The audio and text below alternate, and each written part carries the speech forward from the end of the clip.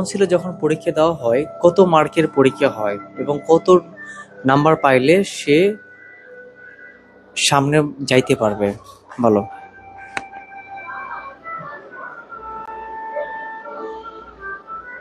বার কাউন্সিলের এমসিকিউ পরীক্ষায় উত্তীর্ণ হওয়ার পর আপনাকে লিখিত পরীক্ষায় অংশগ্রহণ করতে হবে।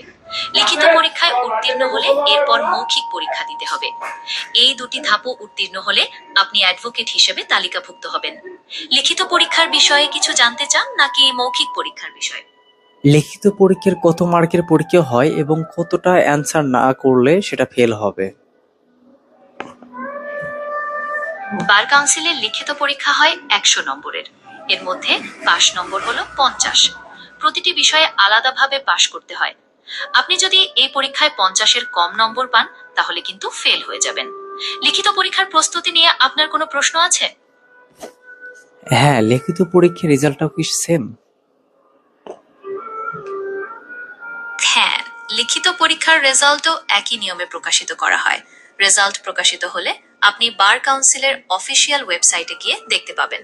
সাধারণত রোল নম্বর এবং জন্ম তারিখ দিয়েই ফলাফল দেখা যায়।